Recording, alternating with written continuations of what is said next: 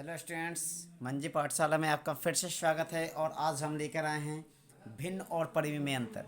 भिन्न को इंग्लिश में कहते हैं फ्रैक्शन नंबर और परिमेय को रेशनल नंबर। ठीक है, तो भिन्न के बारे में पहले हम बता देते हैं कि इसकी परिभाषा होती है कि वैसी संख्या जिसे हम पी बटा क्यू के रूप में लिख सकते हैं। वैसी संख्या जिसे पी बाई क्यू के रूप में लिखा जा सके। ठीक है, लेकिन इसके साथ साथ यह भी नियम होना चाहिए।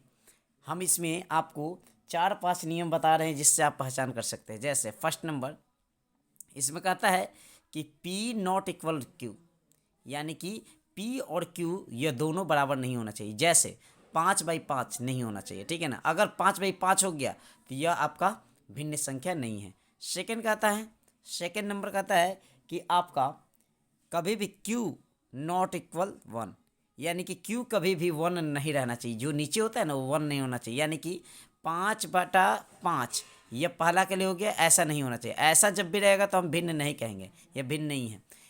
फिर कह रहा कि 5/1 लिखा रहेगा तो यह भी भिन्न नहीं है। ठीक है, यानी कि कोई भी संख्या के अगर नीचे छिपा रहेगा एक तो उसको हम भिन्न नहीं कहेंगे। तीसरा नंबर है कि आपका जो P है, P कभी भी 0 नहीं होना चाहिए। जैसे 0/1 यह भिन्न नहीं है। ठीक है, फिर अगला नंबर देखिए, आपका चौथा नंबर है कि Q कभी भी 0 नहीं होना चाहिए। Q भी कभी 0 नहीं होना चाहिए, यानी कि 1/0 भी नहीं होना चाहिए। यानी 1/0 भी होगा तो वह परिमेय संख्या भिन्न संख्या नहीं होगा।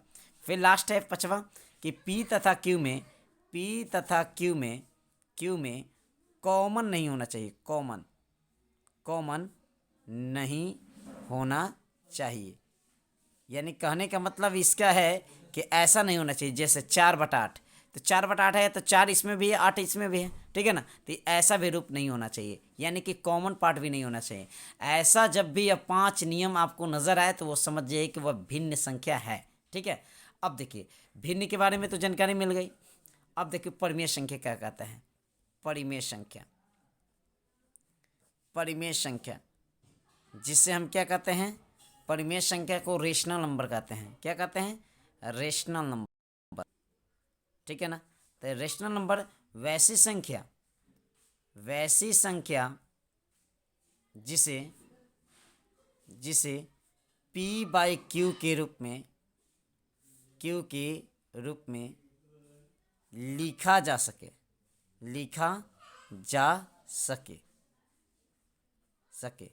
लेकिन इसमें नियम कहता है, फर्स्ट नंबर आपका नियम है कि Q नॉट इक्वल 0 होना चाहिए।